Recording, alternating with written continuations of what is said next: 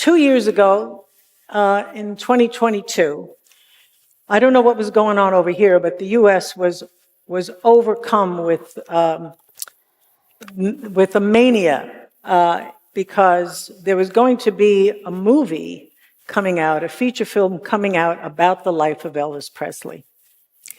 And I, being the generation that I'm in, I didn't know much about Elvis. My older brother liked Elvis, but I wasn't an Elvis fan. For me, it was the Beatles. And by the way, I'm using this as an opportunity to tell you how eternally grateful I am to the UK for having invented the Beatles. Really, you guys, they're your best export, in case you didn't know that. So really, they were just overwhelmingly special and lovely and so on. And I'm so glad they were around, but I missed Elvis. And because this movie was coming out and they were making such a big deal about it, I just thought, and now that I don't have a day job, which by the way is the best thing going, not having a day job, I had the time to do this. So I did a deep dive on Elvis. And of course, with the internet, there's just endless information about Elvis. So I saw movies, I read books, interviews, lots of interviews and documentaries, and of course, I'm on the internet. I did this over 9 months. I was crazed. I was obsessed with Elvis. And one website I went to was a website where it was just nothing but what other celebrities had to say about Elvis. And everybody was there. There were people who, grew up with Elvis. I mean, were in his contemporaries, other musical artists. There were people from my generation like Bob Dylan, the Beatles, Jimi Hendrix, Mick Jagger, all the 1960s rockers, even opera singers like Luciano Pavarotti. Everybody had nothing but incredibly glowing comments to make about Elvis. And I just became, I had to, just have a meeting with myself and realize I completely screwed up because I had nothing good to say about Elvis before realizing he was absolutely spectacular. And on this site, there was also a quote of Richard's.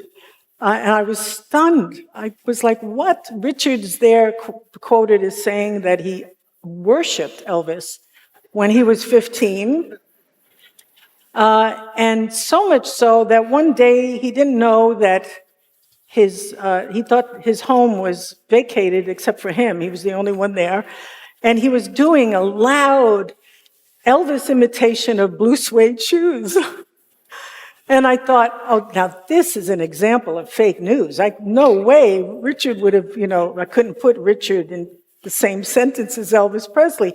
I figured Richard would be listening to Mozart, Bach, maybe Stravinsky, but he wouldn't have been listening to Elvis.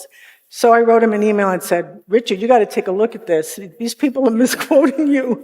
And it turns out this came from an excerpt of his memoir, and he did indeed adore Elvis when he was 15. So anyway, this was a knockout for me.